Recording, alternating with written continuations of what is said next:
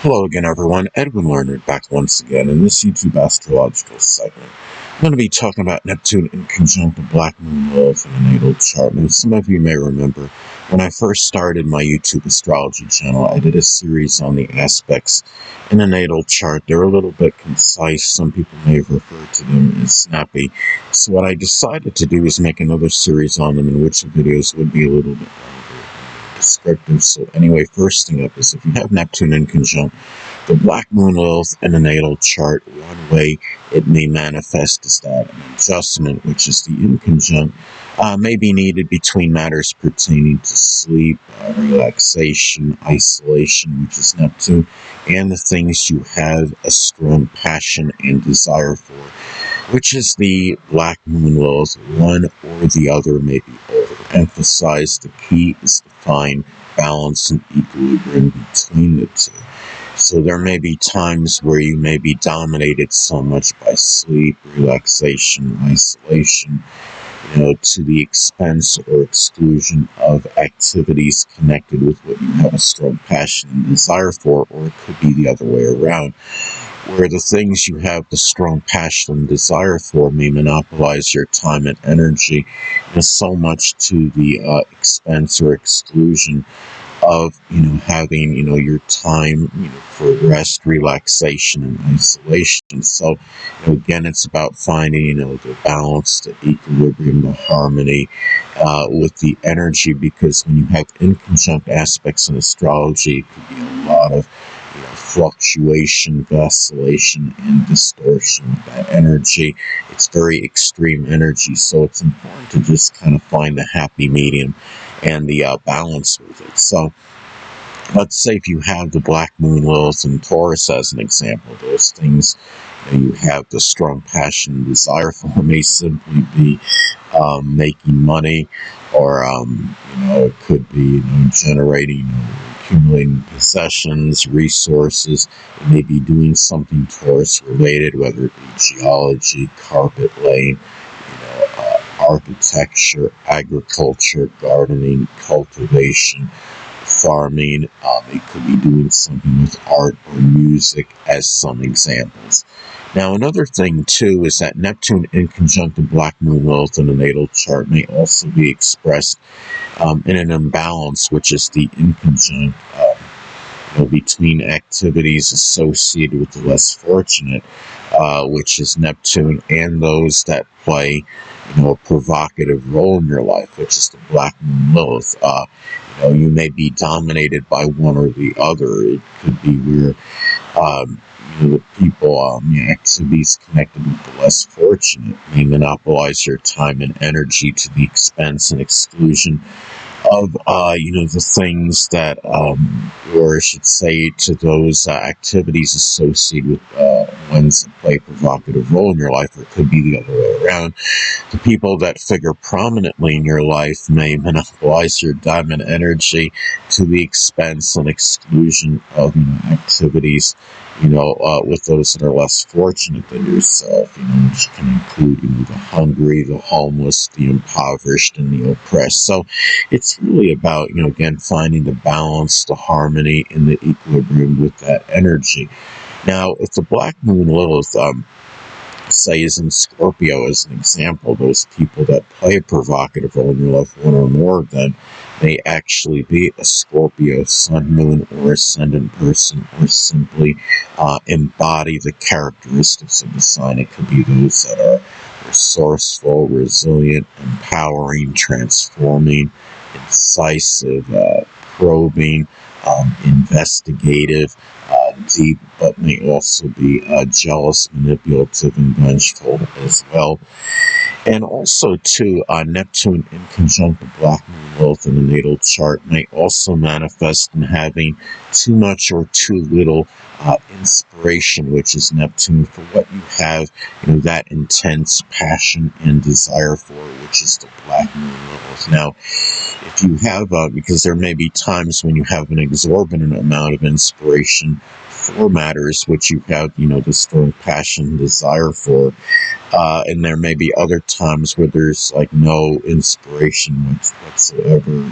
There's no feeling. It's just like you're just doing those things, that you have the strong passion, desire for it, just for the sake of doing it. And, really, the thing is, let's say, the black moon Lilith is an Aquarius, as an example. Those things you have strong passion, desire for may be tied in with humanitarian, altruistic endeavors and activities. It may be something associated with astrology, astronomy, computers, electronics, innovation, aviation, meteorology, or even rocket science. It may be simply, building, making those model rockets, as an example. And also, too, this aspect can indicate being, either, really fixated and obsessed, which is the black moon Lilith, or extremely apathetic regarding attaining one's dreams and fantasies, which is Neptune. So there may be times where you have a strong obsession and fixation for, going after your dreams and fantasies. And other times, you just may, there's like no emotion, there's no feeling regarding this. You're just going after, the dreams and fantasies for the sake of doing so. If Neptune is in Capricorn, as an example, dreams and fantasies may simply be, attaining career ambitions in general, and maybe doing something with political or government work, attaining greater social stature in life, doing something associated with construction, architecture, information technology, dentistry, accounting, masonry, timekeeping, or even general mundane work, as some examples.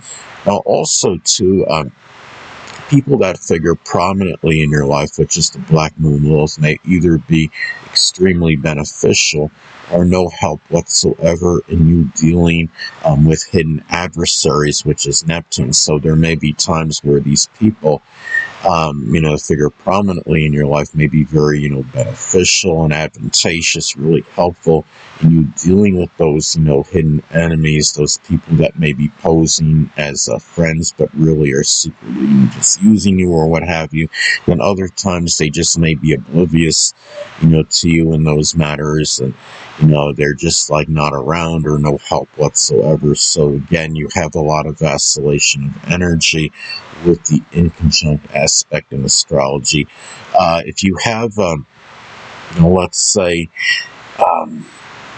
Neptune, is an Aquarius, as an example, one or more of those hidden enemies may actually be an Aquarius sun, moon, or ascendant person, or simply embody the traits of the sign. It could be people that are progressive, futuristic, innovative, may come across as unobtrusive, considerate, freedom-loving, but at the same time, maybe those that are overly bizarre or non-conforming, rebellious, or they may express some kind of idiosyncratic behavior, as some examples.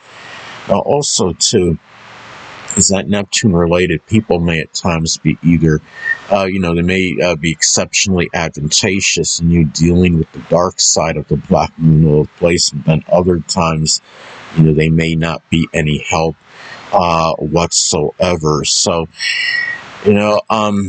let's say if the black moon Lilith is in Leo, as an example, that dark side of the black moon Lilith placement may be one that's really domineering or overbearing. There may be some strong sense of entitlement. It might be an arrogant, egotistical, side to the person that he or she doesn't want, revealed, that wants to keep suppressed. Another way that this aspect may manifest is that formidable adversaries, which is the black moon Lilith, may at times, strongly conflict, with matters pertaining to isolation, relaxation, and sleep, which is Neptune. And other times they may not have any effect whatsoever. So there may be times when, the powerful enemies you may be dealing with, may conflict with your sleep, whether it's due to worry or what have you, in matters with relaxation. And then other times, they may not have any effect on it, for whatever reasons. And let's say, if the Black Moon Lilith is in Aries as an example, those powerful enemies, one or more of them may actually be an Aries Sun, Moon, or Ascendant person, or simply embody the characteristics of the Sun. It could be those that are militant, combative, aggressive, assertive, forceful, courageous, but may also be rather impulsive, impetuous, and even volatile as well. Anyway, people, that'll conclude this YouTube astrological segment. Until next time, and we'll learn the same. Stay away.